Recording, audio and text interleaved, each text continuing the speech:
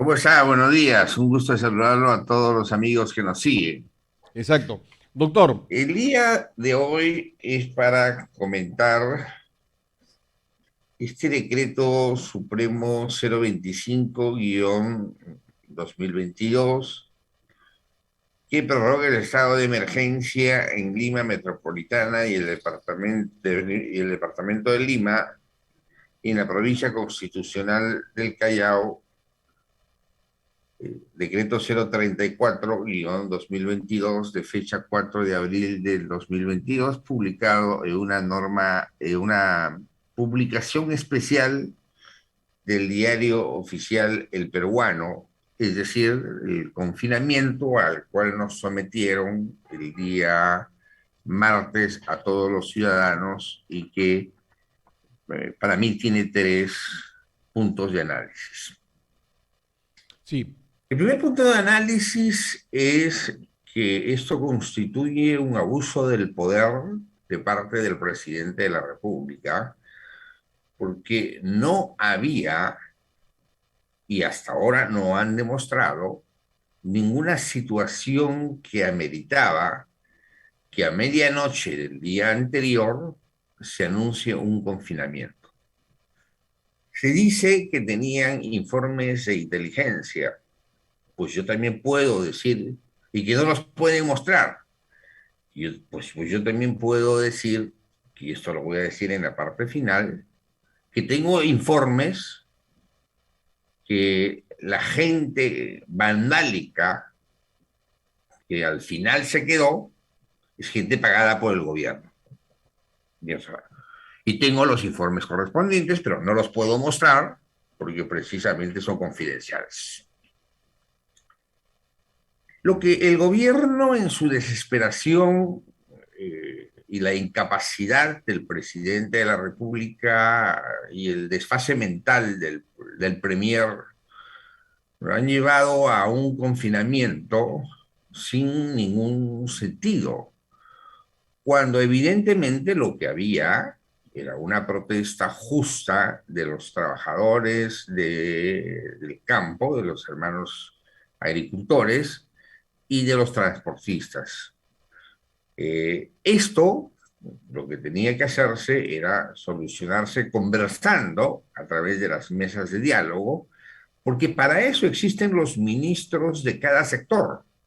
Los ministros de cada sector se tienen que desplazar a los lugares antes de que se prolongue para que no haya un vaguazo. O sea, se produjo el vaguazo por culpa de dejar pasar el tiempo. O sea, apenas se inicia el conflicto social, el ministro debe reportarse y levantar una mesa de diálogo para que con los actores políticos y las personas que están protestando justamente, porque ha subido todo, en consecuencia se llegue a una solución al problema. Es decir, el decreto no tiene un sustento legal válido para su convocatoria. Algunos analistas han manifestado que es inconstitucional. No, no, es una prerrogativa del presidente de la República decretar el estado de emergencia y la inmovilización, pero cuando las circunstancias los justifiquen. Esto es un abuso del poder del gobierno de Pedro Castillo en miedo a su incapacidad de llegar a solucionar los problemas que se estaban suscitando al interior del país. Es decir, este decreto supremo 034-2022 no tiene ningún de la PCM, firmado por Aníbal Torres, no tiene ningún sustento válido que, más allá de lo que pasaba por sus cabezas, para su convocatoria.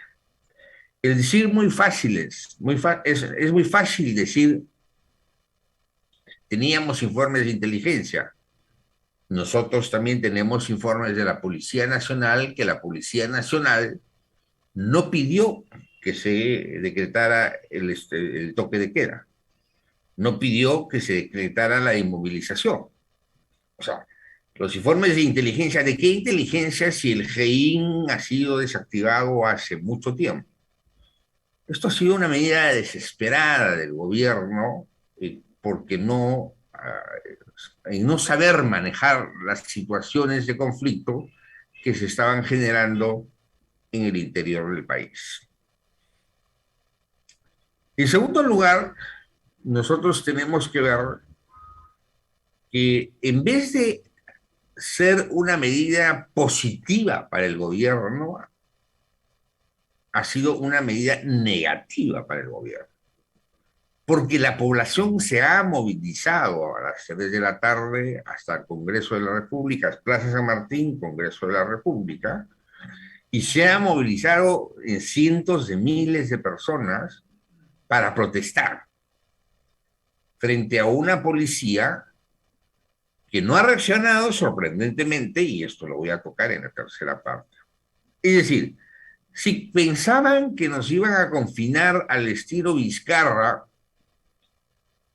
porque era un tema nuevo, el tema del COVID, y debimos ahí haber protestado que se nos confine con tanto tiempo a cada una de las personas en nuestras casas y donde se pierde económicamente no solo el país, sino nosotros mismos, porque no podemos trabajar, y si no podemos trabajar no podemos producir, ¿no?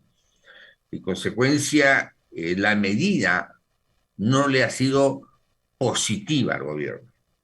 Obviamente que en el Congreso, Consejo de Ministros, el día de ayer, habrán dicho, sí, ha sido una medida favorable porque hemos evitado que hayan rebrotes o que hayan saqueos en Lima. Incluso pasaron, en son de broma, un comunicado de los ladrones, de la gente de los cerros. Esto es un insulto para la gente que vive en los cerros, es un menosprecio para la gente que vive en los cerros. O sea, Chacalón solo hacía que la gente de los cerros baje cuando él cantaba y cuando cantaba en la Carpa Grau. No es que la gente que vive en los cerros, por el hecho de vivir en los cerros, sean delincuentes, ladrones y que salgan a robar y a saquear cuando hay protestas. Esto es un insulto a las personas modestas que han tenido que emigrar a la capital y que viven en las alturas de Lima por mil razones.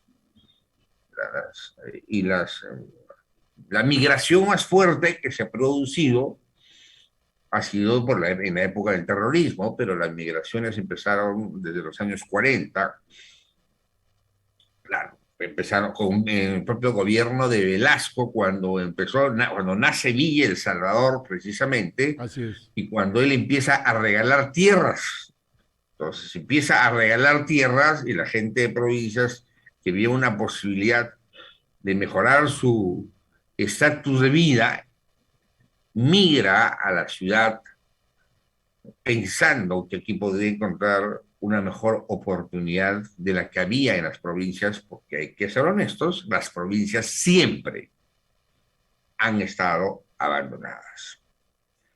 Y en tercer lugar, nosotros hemos visto, y todo el país ha visto, y esta es va a ser la justificación del gobierno, que al final, ya cuando termina la movilización, se retira el presidente de la República del Congreso, donde no llega nada, anuncia que va a dejar sin efecto este decreto supremo y no se ha publicado hasta ahora que se deje sin efecto el decreto supremo.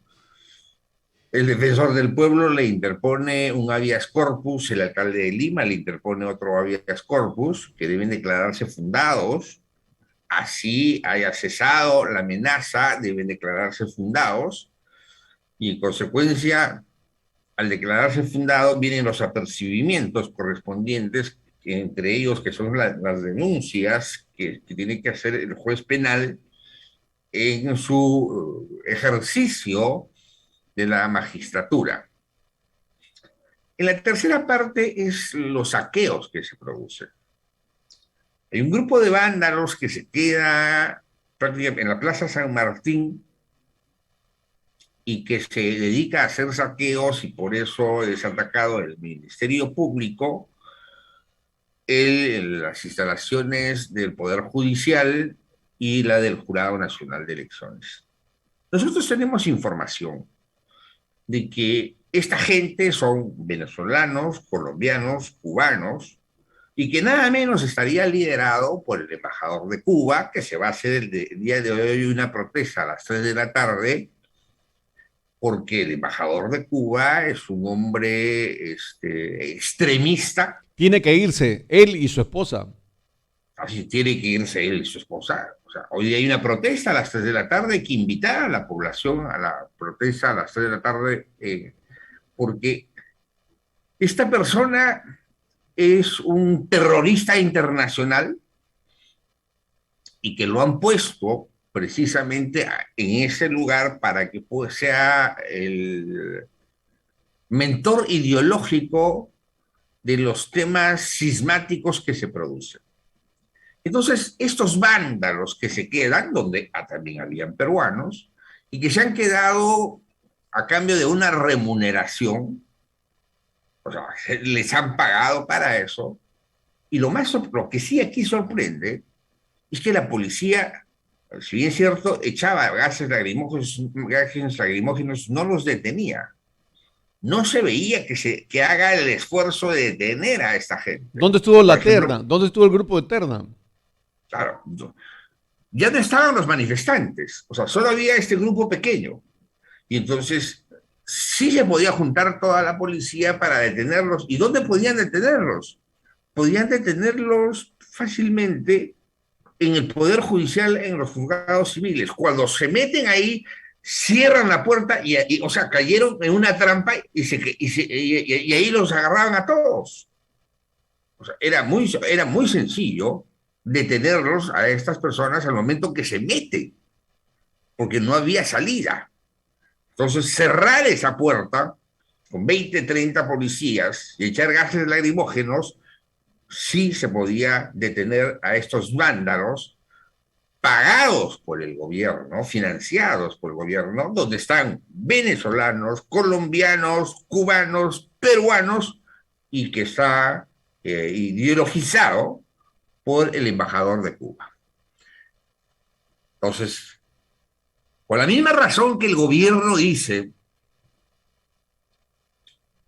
tengo un decreto, tengo un informe de inteligencia el cual no lo puedo mostrar, yo también tengo un informe de inteligencia el cual no lo puedo mostrar, que me llegan a tener estas afirmaciones. Porque sí se ha probado de estos actos delictivos que no ha sido de la gente que ha marchado. Lo que buscaba Castillo, y con la ideologización cubana, era de que se llegue a un desbande total para que ellos decreten un toque de queda por varios días y probablemente cierren el Congreso y en ese revuelo, lo ha dicho Cerrón, convocar a una elección, y lo ha hecho Bermejo, convocar a una elección para una asamblea constituyente. El objetivo de ellos final es una asamblea constituyente, no hay que ser ingenuos. Entonces, estos desmanes, que cual todos nosotros rechazamos, no ha sido hecho por la felizmente que los canales se esmeraban en señalar, no son los protestantes, no son los manifestantes, ellos no son delincuentes que están haciendo estos desmanes. Estos delincuentes han sido financiados por el gobierno y han sido financiados y han sido ideologizados por el embajador de Cuba, quien es el que está metiendo en la es un poco cabeza la ideas. sarna, es un poco la sarna que quieren contagiar. Así es, está buscando la desestabilización de nuestro país. Y para terminar, el señor Castillo otra vez y el señor Aníbal Torres con sus desequilibrios mentales se volvieron a equivocar. Porque la población salió y protestó decentemente. como protesta la gente cuando tiene que protestar. Los actos de vandalismo no lo hizo la población que protestó. Los actos de vandalismo lo hicieron delincuentes a quien sospechosamente la policía no se atrevió a detenerlos. Y en consecuencia, esta es una claridad que nos da porque el gobierno de Castillo está buscando situaciones de inestabilidad para justificar una intervención, cerrar el Congreso y convocar a una asamblea constituyente y elegir y hacer su propia constitución. Obviamente que no se lo vamos a permitir, pero es un fracaso total para el gobierno este decreto supremo 034, el cual no ha sido derogado hasta el día de hoy, y que lo único que ha generado es que se dé cuenta, por lo menos analice el señor Castillo, o por lo menos el premier, dentro de sus desfases mentales, porque el señor Castillo ha dicho que no lee periódicos. Bueno, es un ignorante, pues, él lo ha reconocido a la prensa, y lo peor de todo, ante la prensa internacional. O sea, si no lee periódicos, si no escucha radio, si no se informa de las noticias, ¿de qué se nutre en la información diaria ese hombre? Él cree que está todavía en su comunidad campesina y lo que ha hecho es defraudar a los profesores, defraudar la palabra de los maestros y quedar en vergüenza frente a los alumnos, porque anunció, como por ejemplo entre sus ofertas, que se iba a bajar el sueldo del presidente de la República y que iba a ganar el sueldo de maestro, y los gastos que tiene Palacio de Gobierno son gastos insuperables de cualquier familia modesta en cuanto a las comidas que se ingieren ahí en Palacio de Gobierno. Tenemos que tener cuidado, tenemos que tener cuidado. Y lo dijo precisamente también el entrevistador de CNN en un mensaje. Hay que tener cuidado porque este es un acto de provocación para justificar la intervención del gobierno de Castillo al ver que ha fracasado rotundamente. Bueno, y ha fracasado rotundamente porque la gente en el odio al fujimorismo, en el odio visceral al comunismo, votó por el comunismo y esta es la respuesta del comunismo, que ahora salen a las calles para hacer creer que es la población la que está generando el caos cuando son ellos los que están generando el caos y pagando gente para generar el caos y poder intervenir el país. Muchas gracias. Hoy hay una, doctor, la última nomás, por favor le ruego su tiempo.